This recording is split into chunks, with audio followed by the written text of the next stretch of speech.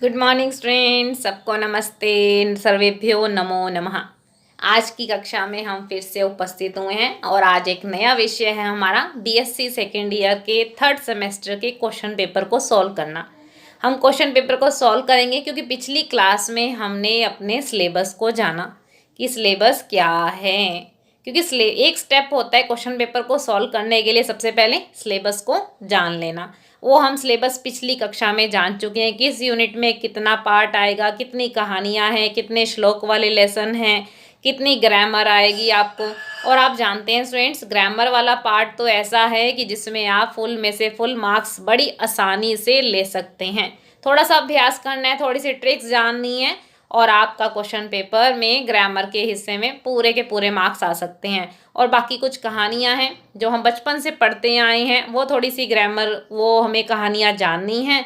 और कुछ श्लोक पार्ट है हमारा, जिसमें से भी हम रामायण से परिचित हैं। रामायण के 3 लेसन हैं हमारे पास। एक लेसन हमारा वेद और उपनिषदों से है, उसके 5 मंत्र अलग अलग जगह से हमें दिए गए हैं। एक लेसन हमारा आदि गुरु शंकराचार्य द्वारा रचित है। और जो उसके अलावा आपका जो फर्स्ट यूनिट आपने देखा, उसमें आपको क्वेश्चन पेपर में वेरी शॉर्ट क्वेश्चन आएंगे जिसमें कोई चॉइस नहीं है। 4 क्वेश्चन है, 4 दूनी 8, 2 नंबर के हैं, 8 नंबर के हैं। उसके बाद आपके पास श्लोक आएंगे, 4 में से 2 करने हैं, कई बार 3 में से 2 करने हैं। तो यानी यहाँ पर भी आपके पास चॉइस है। 5 लेसन है, आप 4 अच्छे से तैयार कर लीजिए, 3 भी तैयार कर लें तो भी कोई ऐसी बात नहीं है। और उसके बाद आपके पास कहानियों वाले लेसन में से 5 लेसन है, आप 4 अच्छे से तैयार कर लीजिए।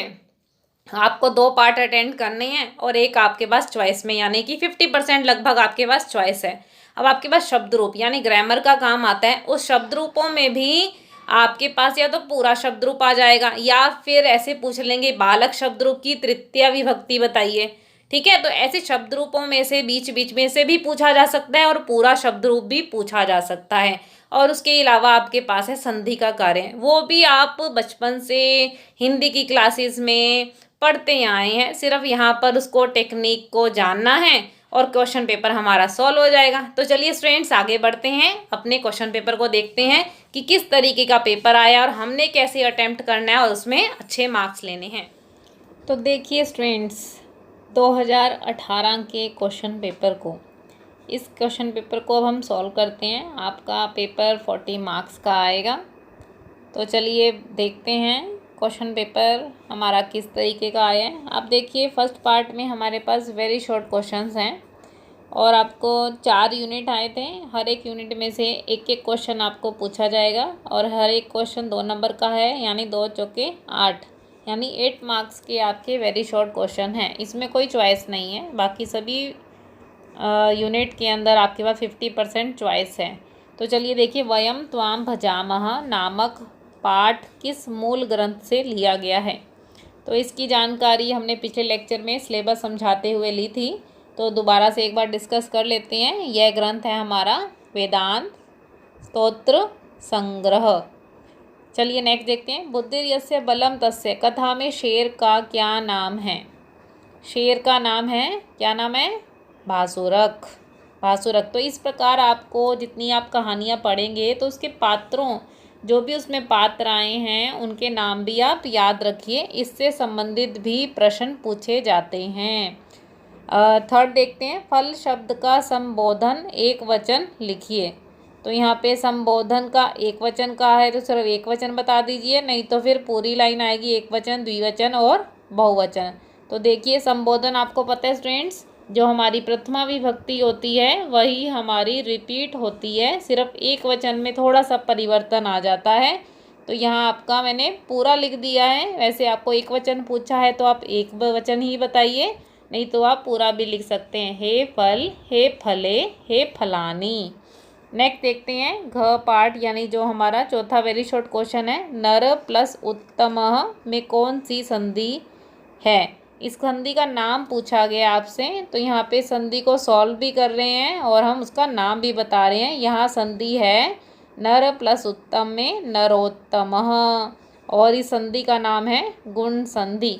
अनेक एग्जाम्पल हैं, जैसे हित प्लस उपदेश हितोपदेश, पर प्लस उपकार परोपकार, सूर्य प्लस उदय सूर्योदय। ठीक है, तो इस पर कई एग्जाम्पल, ये सब हमारी गुण संधि में आते हैं। तो चलिए सेकंड पार्ट हमारा है कि नहीं 2 श्लोकों का सरलार्थ लिखिए। तो आपको यहाँ पे 4 श्लोक दिए गए हैं और आपको 2 श्लोक अटेम्प्ट करने हैं। तो देखिए सबसे पहले श्लोक को अटेम्प्ट आप कैसे करेंगे। आप सबसे पहले प्रसंग लिखिए, फिर सेकंड नंबर पे अवतरण आएगा, अर्थ लिखिए, उसको एक्सप्लेन कीजिए, उसमें कोई विशेष बात है वो बताइए, और लास्ट हमारा व्याकरण का अंश है जो आपकी ग्रामर है। उसमें से आपको जितना शब्द रूप संधि के बारे में जितना भी पता है तो आप उसको यहाँ पर ऐड कर सकते हैं। प्रसंग में आपको 3 बातें मेन लिखनी है। आपकी बुक का नाम क्या है, संस्कृत चयनिका, लेसन का नाम, राइटर का नाम और राइटर ने कहाँ से लिया है। तो ये 4 बातें हम जरूर प्रसंग में ऐड करें। अवतरण कहते हैं जिस स्थिति को लेकर ये श्लोक बताया गया है उसमें किस चीज़ का वर्णन किया है वो एक पंक्ति में आप लिख दीजिए। अर्थ जैसा श्लोक है एग्जैक्ट उसका अर्थ बनाकर लिख दीजिए। उसको एक्सप्लेन करने का कार्य जो है व्याख्या भाग में कीजिए। उस श्लोक को पढ़कर कुछ विशेष बात आपको लगती है तो विशेष हेडिंग दे सकते हैं, और अगर नहीं है तो नहीं दें। और व्याकरण के किसी अंश को आप जानते हैं तो ये भी हम अगला पॉइंट बना सकते हैं, और अगर आपको नहीं पता है तो इसे आप छोड़ दीजिए। तो आपके पास मेन प्रसंग, अवतरण, अर्थ और व्याख्या 4 हिस्से आपको करने हैं। तो देखिए क पार्ट हमारा है यतो जायते विश्वत्मेतम समस्तम। तो देखिए ये कहाँ से आया है हमें, ये हमारा सेकेंड लेसन है और उसका 5th श्लोक हमें आया है कि परमात्मा सर्वत्र व्याप्त है। चलिए नेक्स्ट ख पार्ट देखते हैं। नेकांत विजयो युद्धे भूतपूर्व कदाचन, कि युद्ध में कभी भी विजय जो है निश्चित नहीं होती। तो ये लेसन आपका कहाँ से था, विभीषणस्य विलाप, यानी कि 5th लेसन है, उसका 15 श्लोक आपको पूछा गया है। ग पार्ट देखते हैं। अहमोपायिकी भार्या तस्यैव चा धरापते, कि मैं उपायों से प्राप्त पत्नी हूँ, किसकी, धरापते, पृथ्वी के स्वामी। ये श्लोक कौन कह रहा है, सीता माँ कह रही है, रावण को कह रही है कि मैं संपूर्ण पृथ्वी के स्वामी श्री राम की उपायों से प्राप्त पत्नी हूँ। तो ये लेसन कहाँ पर था हमारा, 4th लेसन है साधु व्रतम चर, और उसका 8वां श्लोक आपको यहाँ आया है। अगले में देखते हैं। भातृन भृत्यांश दीर्घायु पितृवत पालिष्यति, तो भाइयों और सेवकों को पिता के समान पालन करेंगे। तो यह श्लोक कहाँ से है हमारा, धर्मज्ञ राम, यानी आपका 3rd लेसन है और उसका 3rd ही श्लोक आपको आया है। तो चलिए आगे बढ़ते हैं अब हम। तो नेक्स्ट पार्ट में हमारे पास 3rd क्वेश्चन में आए हैं 2 गद्यांशों का सरलार्थ कीजिए। तो यहाँ पर भी आप देखिए 4 आपको आए हैं, कई बार 3 भी दे दिए जाते हैं जिसमें से आपको 2 अटेम्प्ट करने हैं, और यहाँ पर आपको 4 दिए, 4 में से आपको 2 अटेम्प्ट करने हैं। ये भी 4 दूनी 8 नंबर के हैं। तो पहला पार्ट देखते हैं। ना पर्युपिषित अन्यत्र मास हरितक शुष्क शाक फल भक्षेभ्य, ये आपका स्वास्थ्य संबंधी है और ये आपका लेसन है सद्वृतम से, और इसके राइटर हैं आचार्य चरक, जिन्होंने चरक संहिता से इसको लिया है, यानी लेसन नंबर 2, यानी कहाँ से, सद्वृतम से। इसमें भी आपको सेम है, प्रसंग लिखिए, अवतरण लिखिए, उसको और उसका अर्थ लिखिए, और उसमें उसका कोई व्याकरण का अंश आप जानते हैं तो वो भी आप ऐड कर सकते हैं। सेकंड पार्ट देखते हैं। भासुरक आहा, भासुरक के चैप्टर से पता चल रही है कौन सा लेसन था, लेसन नंबर 3rd है हमारा, बुद्धिर्यस्य बलम तस्य, पंडित विष्णु शर्मा द्वारा रचित है और पंचतंत्र से लिया गया। इतनी जानकारी आप प्रसंग में देंगे, और इसके अवतरण में जितनी कहानियों वाले हिस्से हैं इसमें आप शिक्षा दीजिए कि किस पात्र के माध्यम से क्या शिक्षा दी गई है। ठीक है, चलिए ग पार्ट देखते। चंड्रवो, चंड्रवो वाला लेसन कौन सा था हमारा, नीलवर्ण श्रृंगाल, लेसन 4th से आपको ये पैराग्राफ आया है। देखिए अगला है। एवं मुक्तमति दूते यूथपति भयादिदहा, इस प्रकार से दूत के कहने पर जो झुंड का स्वामी था उसने डरते हुए कहा। कहाँ पर कौन सा दूत बना था, खरगोश दूत बनकर गया था, किसका, चंद्रमा का दूत बनकर हाथीयों के स्वामी के पास गया था। ये कहानी कौन सी है हमारी, शशकस्य चातुर्यम, लेसन नंबर हमारा है 5th। तो इस प्रकार आप प्रसंग लिखिए। अवतरण में आप शिक्षा दीजिए, किस पात्र के माध्यम से क्या शिक्षा दी गई है उसका अर्थ लिखिए। और कोई व्याकरण का अंश आप जोड़ सकते हैं तो वो भी आप व्याकरण के अंश में ऐड कर दीजिए। चलिए आगे बढ़ते हैं। अब हमारे पास आता है ग्रामर का पार्ट। अब यहाँ पर आपको शब्द रूप आई हैं, तीनों वचनों में लिखने हैं। कई बार पेपर में पूरा शब्द रूप भी पूछ लेते हैं और कई बार आपको ऐसे दे देते हैं बीच बीच में से कि कौन सी विभक्ति इस शब्द रूप की, ये वाली विभक्ति लिखिए, चतुर्थी लिखिए, पंचमी लिखिए, षष्ठी लिखिए। तो इस प्रकार दो तरीके से ये प्रश्न आपसे प्रश्न पत्र में क्वेश्चन पेपर में पूछे जा सकते हैं। तो दोनों के लिए आप तैयार हैं, क्योंकि अगर आपको पहले से पूरा तैयार है तो आप छांट कर तब भी लिख लेंगे। अगर पूरा मांगा गया है तो वह पूरा भी याद करके लिखना बहुत आसान है। तो यहाँ पे आपके पास चॉइस भी आई है, देखिए 8 कहीं हैं और एक एक नंबर की आपके पास एक एक नंबर का है और ये भी 8 नंबर का है। तो एक बार डिस्कस कर लेते हैं। राम का संबोधन आया है आपको, तो संबोधन के बारे में अभी बताया कि प्रथमा विभक्ति रिपीट होती है आपकी एक वचन में कुछ परिवर्तन के साथ। तो देख लेते हैं एक बार। हे राम, हे रामौ, हे रामः। देव की तृतीय विभक्ति देखिए, देवेन, देवाभ्याम, देवै। साधु की चतुर्थी देखते हैं, क्या बनेगी हमारे पास, साधवे, साधुभ्याम, साधुभी। मातृ की पंचमी देखिए, मातुः, मातृभ्याम, मातृभ्य।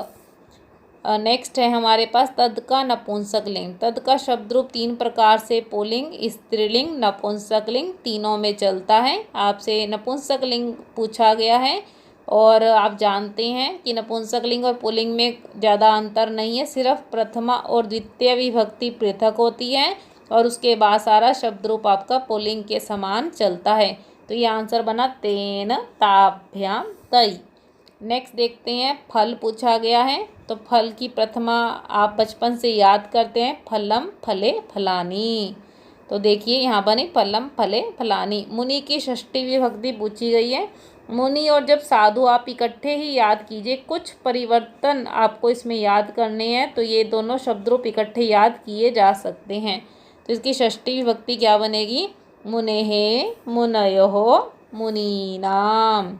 लता की तृतीय विभक्ति पूछी गई है तो यहाँ बनेगा लतया, लताभ्याम, लताभी। नेक्स्ट देखते हैं, युष्मद में आया है और अस्मद भी पूछा गया है। युष्मद की तृतीय विभक्ति देखते हैं, क्या बनेगा, त्वया, युवाभ्याम, युष्माभिः। अस्मद की द्वितीय विभक्ति क्या बनेगी, माम, आवाम, अस्मान। तो इस प्रकार आप शब्द रूपों को याद कीजिए। कहाँ पे समानता है, जैसे राम का, फल का, देव का एक समान है।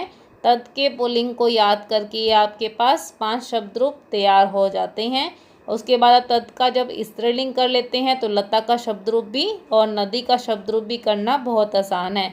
उसके बाद मातृ पितृ एक जैसे पैटर्न के हैं। साधु और मुनि शब्द रूप भी एक समान है, थोड़ा सा अंतर है इनमें कहीं कहीं पर। और अस्मद और युष्मद, इस प्रकार बहुत आसानी से कुछ अंतर को जानकर आप इन शब्द रूपों का अभ्यास अच्छे से कर सकते हैं।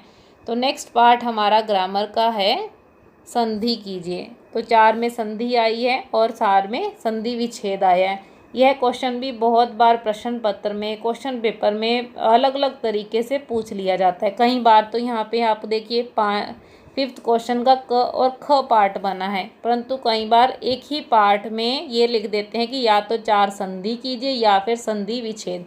तो वहाँ पे चॉइस हमारे पास कम होती है, पर इस बार के आपके पेपर में चॉइस यहाँ पर है अच्छी। तो आप देखिए नदी प्लस अम्बु, तो आपकी संधि पिछली वाली आपको तैयार होनी चाहिए, तभी आप इसको जोड़ने और तोड़ने का कार्य कर सकते हैं। तो नदी प्लस अम्बु कैसे बनाया था, अगर प्लस से पहले ई की मात्रा मिले तो उसे य कर दिया जाता है, तो ये बनता है नद्यम्बु। ठीक है स्टूडेंट्स। उसके बाद हमारे पास आता है वारी प्लस अस्ति, यह भी आपकी यन संधि है। वारी, र में ई की मात्रा को य कीजिए और जोड़ दीजिए वार्यस्ति। ठीक है। नेक्स्ट देखिए गो प्लस ओ, प्लस से पहले ओ है आपका, तो ओ को आप करते हो अव, तो अब आपका क्या बना आंसर, गवहो। नव प्लस ऊढ़ा, नव प्लस ऊढ़ा, जैसे अभी आपने बनाया था सूर्य प्लस उदय, सूर्योदय। ठीक है, हित प्लस उपदेश, हितोपदेश। परोपकार, पर प्लस उपकार, तो ये बना नवोढ़ा, नवोढ़ा। ठीक है स्टूडेंट्स, देख लीजिए इसको एक बार। एक प्लस एक, ये कैसे बना, जैसे आप सदैव बनाते हो, सदा प्लस एव, तथैव, तथा प्लस एव, तो ऐसे ये बनेगा एक प्लस एक, क्या बनेगा, एकैक। ठीक है, सीता प्लस ईश, अब आप क्या करोगे, आप प्लस से पहले दिख रहा है और प्लस के बाद आपको ई दिख रहा है, प्लस ई मिलकर बनता है ए, ये बना आपका आंसर सीतेश। ठीक है, जैसे धर्म प्लस इंद्र, धर्मेंद्र। महा प्लस ईश, महेश। महा प्लस ईश्वर, महेश्वर। तो इस प्रकार यह आपकी गुण संधि है। चलिए, 4 में संधि विच्छेद को करने को कहा है, यानी कि तोड़ना है आपको। देखिए जरा, वधवागमन, जैसे स्वागत बनाया था सु प्लस आगतम, तो ऐसे ही आप वधवागमन का बनाएंगे, क्या बनेगा, वधु प्लस आगमन। नेक्स्ट देखिए, ला प्लस कृति, लरी प्लस आकृति, ल प्लस आकृति। ठीक है, नेक्स्ट देखते हैं, गवयुति में गो बनेगा और युति बनेगा। ठीक है, कमलेश, जैसे आपने सीतेश बनाया था तो ऐसे कमलेश बना दीजिए, कमल प्लस ईश। और वसंतर्तु, ये कैसे बनेगा, महर्षि, देवर्षि, सप्तर्षि, वसंत प्लस ऋतु। ठीक है, पवन, पो प्लस अन, भवन, भो प्लस अन। ठीक है, लवन, लो प्लस अन। इस प्रकार आप अनेक इस संधि का अभ्यास अच्छे से कर सकते हैं अनेक एग्जाम्पल्स के साथ। चलिए आगे बढ़ते हैं। तो इस प्रकार स्टूडेंट्स हमारा ये सिलेबस था, जो हमारा 2018 के क्वेश्चन पेपर में हमने देखा किस तरीके के प्रश्न हमसे पूछे गए हैं। आपने लगभग देखा फर्स्ट यूनिट को छोड़कर सब में आपके पास 50% चॉइस है। तो पेपर कई बार चेंज, इसके स्टाइल में कुछ परिवर्तन कई बार आ जाता है, तो आप अपनी तैयारी रखिए और आप सिलेबस को जानकर क्वेश्चन पेपर बहुत अच्छे से अटेम्प्ट कर सकते हैं। और आपके अंदर अब इतना कॉन्फिडेंस आ गया होगा, क्योंकि क्वेश्चन पेपर आप सब सॉल्व कर चुके हैं, कि आप कितनी आसानी से कम समय में भी अपने अधिक नंबर को, अच्छे मार्क्स को अचीव कर सकते हैं। तो इसके लिए सिर्फ इतना है कि थोड़ा सा आप रिटर्न वर्क और थोड़ा सा इसका अभ्यास भी कीजिए। तो थैंक यू स्टूडेंट्स, सब आपने बड़े धैर्य के साथ इस लेक्चर को सुना है। तो आपकी कोई सजेशन हो कि किस तरीके के टॉपिक और क्या चीज़ अभी आप चाहते हैं, और आपकी कोई क्वेरी हो, कोई डाउट हो, कोई क्वेश्चन हो, तो आप क्वेश्चन अपना ले सकते हैं, कमेंट बॉक्स में डाल सकते हैं। यह लेक्चर आपको कैसा लगा, यह भी आप कमेंट बॉक्स में ज़रूर बताइए। और ऐसी अपडेट्स और नए नए मटेरियल्स के साथ हम मिलते रहेंगे, तो इसलिए चैनल को सब्सक्राइब करना ना भूलें। तो मिलते हैं स्टूडेंट्स फिर नए अपडेट्स के साथ, नए टॉपिक्स के साथ। तब तक के लिए सबको नमस्ते, नमो नमः।